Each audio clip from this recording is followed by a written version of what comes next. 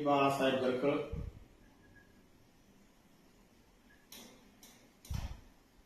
माझ्या कवितेचं नाव आहे आवाज तरुणांचा.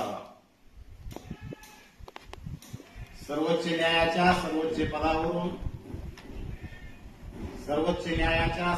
पदावरून तरुणांनाही हिणवलं जातं आमच्या देशात कॉक्रोच म्हणून. सर्वोच्च न्यायाच्या सर्वोच्च पदावरून तरुणांनाही हिणवलं जातं आमच्या देशात कॉक्रोच म्हणून. तेव्हा अभिजित दिपके नावाचा एक तरुण सोशल मीडियावरून देतो आवाज, करतो एल्गार आमच्या भ्रष्ट व्यवस्थेविरुद्ध. तेव्हा पेटून उठतो काश्मीर पासून कन्याकुमारीपर्यंत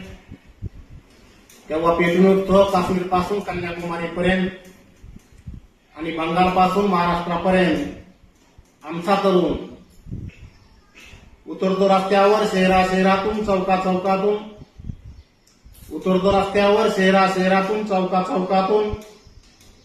करतो आपला आवाज बुलंद आणि जमू लागतो हळूहळू जंतर मंतरवर. तेव्हा तिरंग्याला साक्ष ठेवून घोषणाही देतो इन्कलाब जिंदाबाद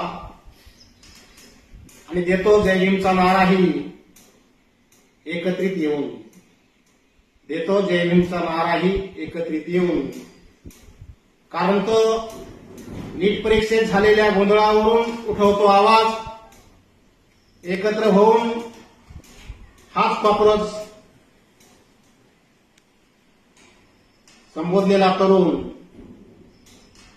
कॉक्रोच नावाने संबोधलेला तरुण, या तरुणांची ढाल होतो लेह लडाख मधल्या बर्फाळ प्रदेशातला एक सामाजिक कार्यकर्ता येतो पुढे आपण होऊन. त्याचंच नाव सोनम वांगचुक. तो तसाही स्वतःसाठी जगत असलेला दिसत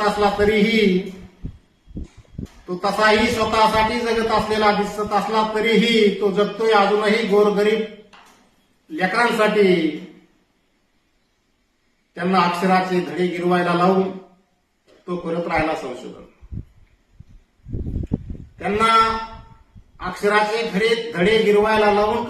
संशोधन. एक आणि अनेक. त्याचा फायदा सीमेवर लढणाऱ्या जवानांनाही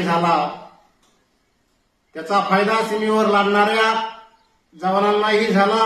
काही आंशिक होईना काही बार, पण नाही घेतली दखल त्याची म्हणावी तशी. म्हणून त्यांनी आपलं कार्य थांबवलं नाही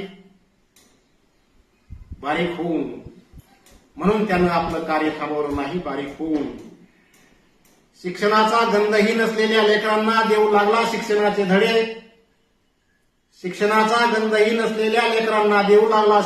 धडे. आपणच उभारलेल्या ज्ञान मंदिरातून. आणि हे काम तो अविरतपणे करत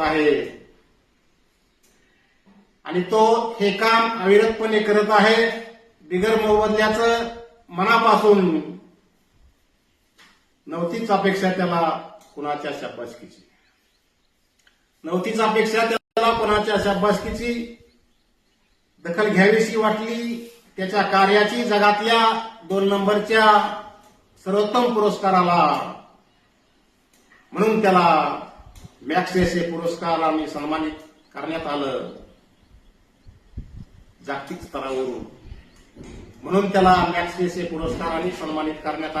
स्तरावरून. आणि तोच येऊन बसला जंतर मंतरवर 25 दिवस उपोषण करत. याच तरुणासाठी की ज्या तरुणाला सुप्रीमोने कॉक्रोच म्हणून हिणवलं. आम्हाला सवयच आहे दुर्लक्ष करण्याची. तरीही आम्ही लढतच राहतो. आम्हाला सवयच आहे दुर्लक्ष करण्याची, तरीही आम्ही लढतच राहतो या भ्रष्ट व्यवस्थेविरुद्ध.